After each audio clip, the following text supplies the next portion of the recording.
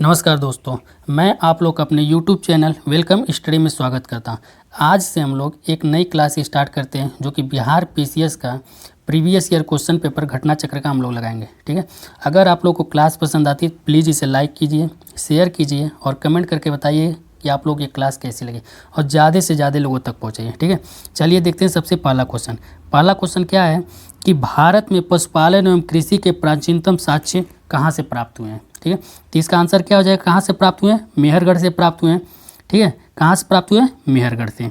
ठीक, भारतीय उपमहाद्वीप में पशुपालन एवं कृषि का प्रारंभिक स्थल मेहरगढ़ को माना जाता है। लेकिन ये तो प्राचीनतम हुआ, लेकिन नवीनतम खोजों के आधार पर देखा जाए कि भारतीय उपमहाद्वीप में प्राचीनतम कृषि के साक्ष्य जो हैं वह कहाँ से प्राप्त हुए, तो उत्तर प्रदेश के संत कबीर नगर जिला लहुरादेव से प्राप्त होते हैं, जो कि यहाँ से 6400 ईसा पूर्व के चावल के साक्ष्य प्राप्त हुए हैं। ठीक है, अगर ऑप्शन में लहुरादेव आता है, संत कबीर नगर जिला का लहुरादेव, तो ऑप्शन में क्या हो जाएगा, ये आंसर सही होगा। लेकिन अगर ऑप्शन में ये चीज़ नहीं रहता है, ये ऑप्शन नहीं रहता है, तो मेहरगढ़ उसका आंसर सही होगा। ठीक है, और नवीनतम खोज के पूर्व भारतीय उपमहाद्वीप में प्राचीनतम कृषि के साक्ष्य वाला स्थल कौन सा है, मेहरगढ़ है, जो कि पाकिस्तान के बलूचिस्तान में स्थित है। ठीक है, अब देखा जाए पशुपालन का जो सबसे प्राचीनतम साक्ष्य है ना, वो प्राप्त होता है आपका राजस्थान के बागौर से, पशुपालन का सबसे प्राचीनतम साक्ष्य। और दूसरा कहाँ से, मध्य प्रदेश के आदमगढ़ से प्राप्त होता है। ठीक है, अगर ये सब ऑप्शन में नहीं है तो होगा मेहरगढ़। ठीक, अगला क्वेश्चन कौन सा है कि निम्नलिखित में से किसको कैल्कोलिथिक युग भी कहा जाता है।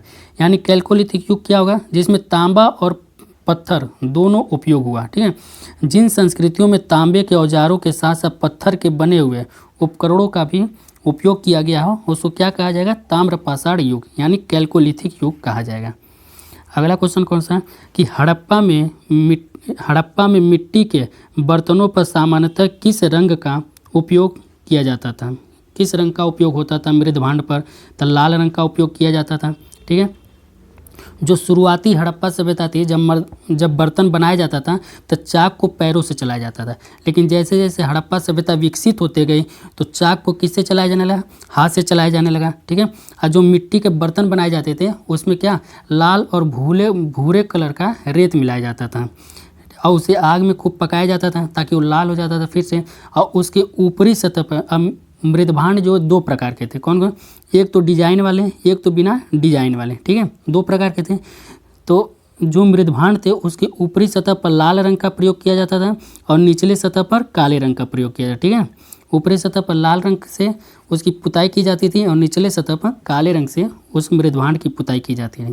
ठीक है, अब देखिए क्वेश्चन क्या है कि सिंधु सभ्यता निम्नलिखित में से किस युग में पड़ता है। ठीक है, अब देखिए प्राचीन इतिहास को 3 कालखंडों में बांटा गया है। जैसे पहला कौन सा हो गया, प्रागैतिहासिक काल, दूसरा आद्य ऐतिहासिक काल, तीसरा ऐतिहासिक काल।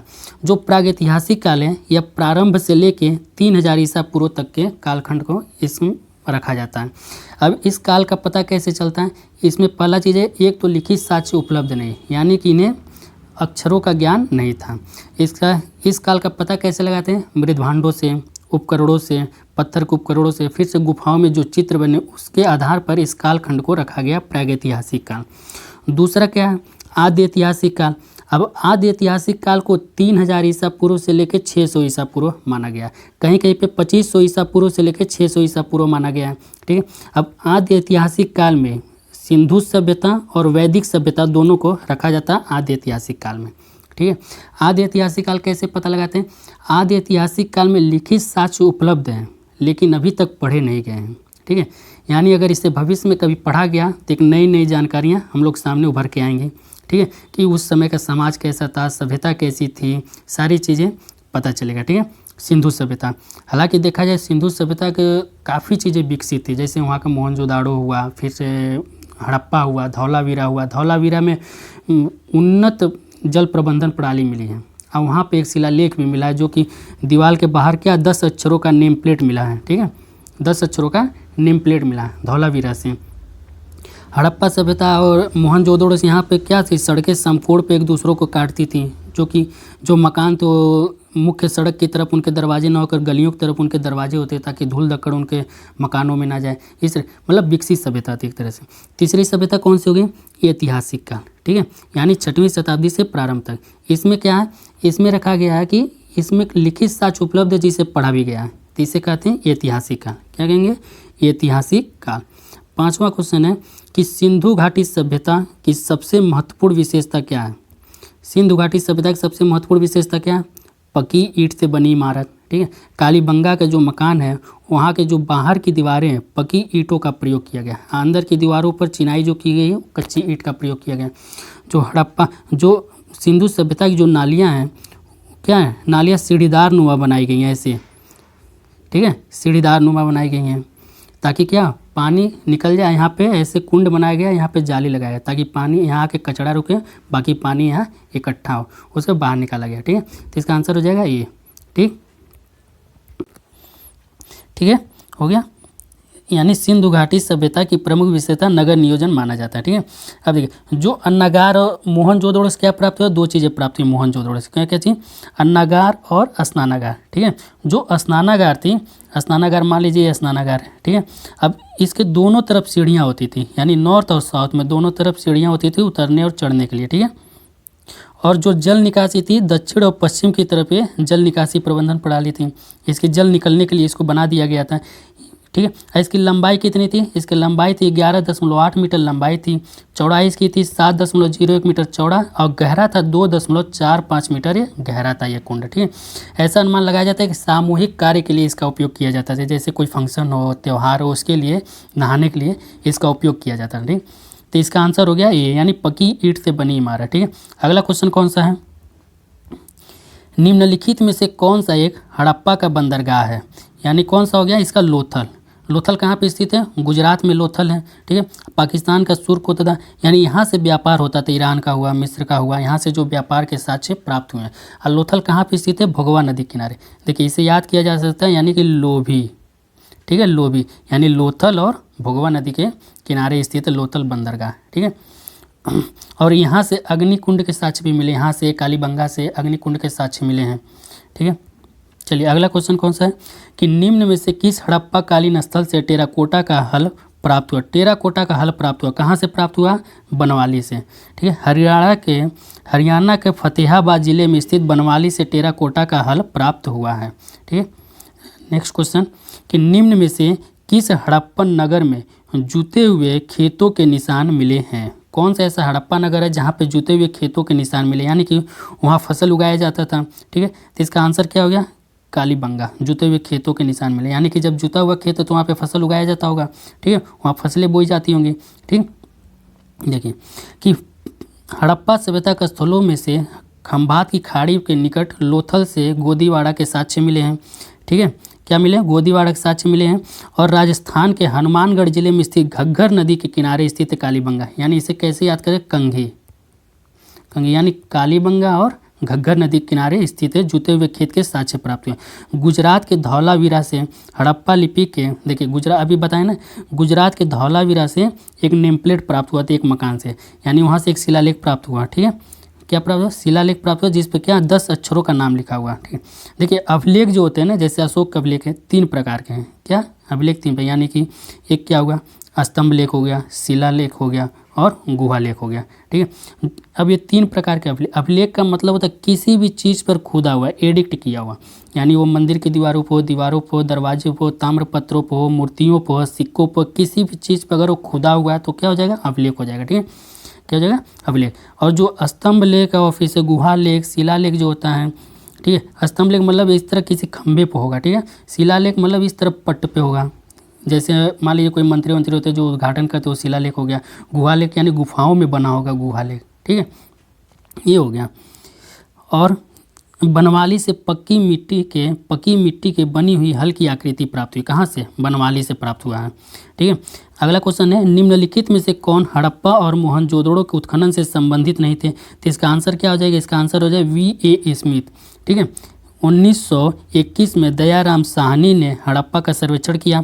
1926-27 से 1933-34 में माधो स्वरूप हड़प्पा सभ्यता के उत्खनन कार्य से संबंधित है। अब मोहनजोदड़ो की खोज सर्वप्रथम 1922 ईस्वी में की जाती है। कब की जाती है? 1922 ईस्वी में कौन करता है? रखालदास बनर्जी करते हैं, ठीक है। और इनके अतिरिक्त कौन कौन हड़प्पा सभ्यता संबंधित था? के.एन. दीक्षित, अर्नेस्ट मैके, आर.एल. स्टीन, ए. घोष, जे.पी. जोशी आदि ये लोग क्या थे? संबंधित थे। और जो V.A. स्मिथ थे ये हड़प्पा की खोज से संबंधित नहीं थे, ठीक है। अगला क्वेश्चन कौन सा? बोगाज कुएं का महत्व किस लिए है? बोगाज कुएं का महत्व इसलिए कि वहाँ जो अभिलेख प्राप्त हुए हैं उनमें वैदिक देवी देवताओं का वर्णन मिलता है। यानी देखिए, जो ईरान से प्राप्त हुआ ना बोगाज कुएं का अभिलेख, इसमें 2 राजा थे यानी हित्ती और मित्तिनी, इनके बीच संधि होती है, ठीक है। इस संधि के लिए जो 4 देवताओं को साक्षी बनाया जाता है। कौन कौन से इसमें है? इंद्र, वरुण, मित्र, नासत्य, ठीक है। अब जो इंद्र है ना वो ऋग्वैदिक काल के सबसे प्रमुख देवता माने जाते हैं, इंद्र। और दूसरा कौन से थे सबसे प्रमुख देवता ऋग्वैदिक काल के? अग्नि, जो कि अग्नि का उल्लेख इस अभिलेख में नहीं मिलता, बोगाज कुएं के अभिलेख में। यह अभिलेख कब का? 14वीं शताब्दी ईसा पूर्व का है, ठीक है। चलिए नेक्स्ट क्वेश्चन है कि प्रसिद्ध 10 राजाओं का युद्ध किस नदी के तट पर लड़ा गया था? तो कौन से नदी के तट पर लड़ा गया था? परुसड़ी, यानी वर्तमान के कौन सी नदी है? रावी नदी के तट पर लड़ा गया था, ठीक है। यह ऋग्वेद के 7वें मंडल में है। कौन से है? ऋग्वेद के 7वें मंडल में इसका उल्लेख है। इसके रचयिता कौन है? पुरोहित कौन थे? विश्वामित्र थे, ठीक। कौन थे? विश्वामित्र थे, ठीक है। और देखिए इसमें क्या था कि अब एक तरफ तो थे सुदासु राजा, एक तरफ थे 10 क्या थे? एक तरफ थे 10 राजा, यानी कि इसमें से क्या थे? 5 आर्य थे और 5 अनार्य थे, यानी कि लघु जनजातियाँ थी, ठीक है। जो आर्य थे 5 आर्य थे वो कौन कौन से थे? अनु, दुह, यदु, पुरु, तुर्वस थे, ठीक है। ये थे ऋग्वेद के ये 7वें मंडल में इसका उल्लेख मिलता है। अब माना जाता है कि ये सुदासु जब जीत गए तो ये भरत वंश से संबंधित थे। इन्हीं इसी वंश के नाम पर अपने भारत देश का नाम भारत पड़ा था। क्या पड़ा था? भारत पड़ा था, ठीक है। अगला क्वेश्चन, ऋग्वेद का कौन सा मंडल पूर्णतः सोम को समर्पित है? ये कौन सा मंडल है? ये हो जाएगा 9वां मंडल, ठीक है। ऋग्वेद का 9वां मंडल। इसके रचयिता कौन है? कर्ण एवं अंगिरा को माना जाता है इसके रचयिता, 9वां मंडल के रचयिता, ठीक है। और जो 9वां मंडल जो सोम देवता है ना, सोम रस पेय पदार्थ कहाँ से प्राप्त होता है? अफगानिस्तान के मुजवंत पर्वत से। कहाँ से? अफगानिस्तान के मुजवंत पर्वत से प्राप्त होता है। ये देखिए यहाँ पे मुजवंत पर्वत से प्राप्त होता है सोम पेय पदार्थ, ठीक है। इसके लिए ऋग्वेद में 144 मंत्रों की उल्लेख है, ठीक है, सोम देवता के लिए। अगला क्वेश्चन है, ऋग्वेद में संहिता का 9वां मंडल पूर्णतः किसको समर्पित है? सोम देवता, हाँ, मुजवंत पर्वत को है, तो इसका आंसर हो गया डी, ठीक है। अगला क्वेश्चन, गायत्री मंत्र किस पुस्तक में मिलता है? तो ऋग्वेद में मिलता है। ऋग्वेद के 3रे मंडल में इसका उल्लेख है। इसके रचयिता ऋग्वेद के 3रे मंडल में उल्लेख है। इसके रचयिता विश्वामित्र है, जो कि यह मंत्र किसको समर्पित है? गायत्री मंत्र। तो यह समर्पित है सावित्री देवता को, यानी सूर्य को, ठीक है। किसको समर्पित है? सावित्री देवता सूर्य को समर्पित है, ठीक है। अगला क्वेश्चन है कि निम्न में से किस भारतीय दर्शन ने परमाणु सिद्धांत का प्रतिपादन किया था? तो किसने किया था? वैशेषिक। किसने किया था? वैशेषिक, यानी सृष्टि का निर्माण अणु से हुआ है। महर्षि कणाद इस दर्शन के प्रवर्तक थे, ठीक है। वैशेषिक के प्रवर्तक कौन थे? महर्षि कणाद, ठीक है। क्या कहते हैं कि सृष्टि का निर्माण एक अणु से हुआ। अगला क्वेश्चन है कि महावीर स्वामी का जन्म कहाँ हुआ था? तो महावीर स्वामी का जन्म कुंडल ग्राम में हुआ था, ठीक है। कहाँ हुआ था? कुंडल ग्राम में, वैशाली के निकट। कब हुआ था? 599 ईसा पूर्व में हुआ था, ठीक है। इनके माता का नाम त्रिशला था, जो कि लिच्छवी गणराज्य की प्रमुख चेटक की बहन थी। और पिता जो थे सिद्धार्थ, ज्ञात्रिक कुल के क्षत्रिय संघ के प्रधान थे। इनके बड़े भाई नंदीवर्धन थे। महावीर स्वामी नंदीवर्धन अपने बड़े भाई नंदीवर्धन से अनुमति लेकर गृह त्याग करते हैं 30 वर्ष की अवस्था में, और 42 वर्ष की अवस्था में इन्हें ज्ञान की प्राप्ति होती है, ठीक है। यह जो है पार्श्वनाथ जो थे जैन धर्म के 23वें तीर्थंकर, उन्होंने 4 आर्य सत्य दिया था। कौन कौन से? सत्य, अहिंसा, अस्तेय, अपरिग्रह। अब पांचवा जो आर्य सत्य कौन जोड़ता है? महावीर स्वामी। किसे? ब्रह्मचर्य को, ठीक है, ब्रह्मचर्य को। इसमें सबसे प्रमुख यह माना जाता है कि जीव हत्या पर प्रतिबंध है, यानी कि ये क्या थे? कृषि पर प्रतिबंध लगा दिए थे, क्योंकि कृषि करने से क्या होता है? जीव हत्या होता था, ठीक है। देखिए अब इसमें एक मेन पॉइंट ये है कि जो पुरानी पुस्तक है, जैसे एनसीईआरटी पुरानी है, जो भी पुराने अपना पुस्तक है, उसमें 540 ईसा पूर्व महावीर स्वामी का जन्म बताया जाता है, जो कि गलत है। क्यों? क्योंकि महात्मा बुद्ध का जन्म कब हुआ था? 563 ईसा पूर्व में। जब 563 ईसा पूर्व में महावीर स्वामी को उसमें बताता है 540 ईसा पूर्व में, जो कि ये छोटे हो गए। बल्कि जब देखा जाए तो महावीर स्वामी महात्मा बुद्ध से पहले के हैं, ठीक है। जैन धर्म बौद्ध धर्म से पहले का है और महावीर स्वामी महात्मा बुद्ध से पहले के थे। इसलिए अब जो नवीन पुस्तकें आ रही हैं एनसीईआरटी को, उसमें क्या माना गया? 599 ईसा पूर्व को माना गया, ठीक है। अगला क्वेश्चन कौन सा है कि महावीर स्वामी जैन की मृत्यु निम्नलिखित में किस नगर में हुई थी? यानी इनकी मृत्यु कहाँ पर हुई थी? कहाँ पे हो गई थी? पावापुरी में, ठीक है। कहाँ पे? पावापुरी में। 527 ईसा पूर्व में लगभग 72 वर्ष की उम्र में इनकी मृत्यु हुई थी। राजगिरी के समीप पड़ता पावापुरी, वहाँ पे, ठीक है, वहाँ पे इनकी मृत्यु हो गई थी। भगवान महावीर का प्रथम शिष्य कौन था? जामाली, ठीक है। भगवान महावीर का प्रथम शिष्य कौन था? जामाली। इनके पत्नी का नाम क्या था? यशोदा। इनके पत्नी का नाम यशोदा था। पुत्री का नाम अनुजा प्रियदर्शनी और इनके दामाद थे जामाली। यही इनके प्रथम शिष्य बने, जामाली, ठीक है। और जामाली से जब इनका विवाद हुआ तो वो अलग होकर एक नया क्या बनाया कि बहुत्तरवाद नामक एक नए संप्रदाय की शुरुआत की जामाली, ठीक है। और महावीर स्वामी ने अपने गणधरों को 11 भागों में विभाजित किया था। किसमें? कितने? 11 भागों में विभाजित किया था, ठीक है। निम्नलिखित में से कौन सबसे पूर्वकालिक जैन ग्रंथ कहलाता है? कौन कहलाता है? तो 14 पूर्व जो हैं ये सबसे पूर्वकालिक जैन ग्रंथ कहलाते हैं। जैसे 14 पूर्व प्राचीन जैन ग्रंथ हैं। अंतिम नंद राजा के समय में संभूत विजय तथा भद्रबाहु संघ के अध्यक्ष थे तथा यही महावीर द्वारा प्रदत्त 14 पूर्वों के विषय में जानने वाले अंतिम व्यक्ति थे, ठीक है। अगला क्वेश्चन है कि महात्मा बुद्ध ने अपना पहला धर्म चक्र प्रवर्तन किस स्थान पर दिया था? तो इसका आंसर क्या हो जाएगा? सारनाथ। देखिए, महात्मा बुद्ध जब गृह त्याग किए थे 29 वर्ष की अवस्था में किए थे गृह त्याग, ठीक है। गृह त्याग में इनका सहयोग कंठक यानी कि इनका घोड़ा, ठीक है, कौन था? घोड़ा। और क्या था? छन्ना। छन्ना यानी कि सारथी, ठीक है। इनके साथ ये गृह त्याग करते हैं 29 वर्ष की अवस्था में। गृह त्याग क्या कहलाता है? बौद्ध धर्म में महाभिनिष्क्रमण। क्या कहलाता है? महाभिनिष्क्रमण कहलाता है। तो अनोमा नदी के किनारे जब ये पहुँचते हैं तो वहाँ पर अपना राजसी वस्त्र त्याग कर महात्मा बुद्ध भिक्षु का वस्त्र धारण करते हैं और वहाँ से वो चल देते हैं अपने, मतलब घर बार छोड़ देते हैं, ठीक है। तो उसके पे जब सारनाथ इनके सबसे पहले शिष्य बनते हैं और रूबेला में इनके 5 शिष्य बनते। कौन? वप्पा, भादिया, महानामा, अस्सागी, इस तरह ये 5 शिष्य इनका बनते हैं, ठीक है। अब 5 शिष्यों के ये सारनाथ में फिर से पुनः क्या करते हैं? अपना प्रथम उपदेश देते हैं। और जो प्रथम उपदेश देते हैं उसे क्या कहते हैं? धर्म चक्र प्रवर्तन कहते हैं बौद्ध धर्म में, ठीक है। और धर्म चक्र प्रवर्तन कहते हैं बौद्ध धर्म में जब प्रथम उपदेश देते हैं तो इसमें क्या देते हैं? वह 4 आर्य सत्य देते हैं। यानी कि कौन कौन से देते हैं? अस्तेय, अपरिग्रह, ठीक है, अहिंसा, सत्य। इस चीज़ के बारे में बताते हैं और दुख के बारे में बातें, दुख के कारण के बारे में बताते हैं, उसे ही धर्म चक्र प्रवर्तन कहा जाता है।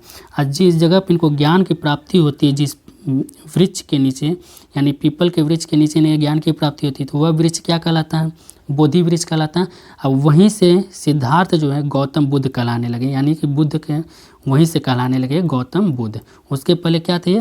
सिद्धार्थ थे, ठीक है। तो इस तरह आज की क्लास यहीं तक रहेगी। अगर आप लोग क्लास पसंद आया तो प्लीज़ इसे लाइक कीजिए, शेयर कीजिए, कमेंट करके बताइए कि आप लोग ये क्लास कैसे लगी, कैसे नहीं लगा। ज़्यादा से ज़्यादा लोगों तक पहुँचाइए, ठीक है। चलिए, थैंक यू।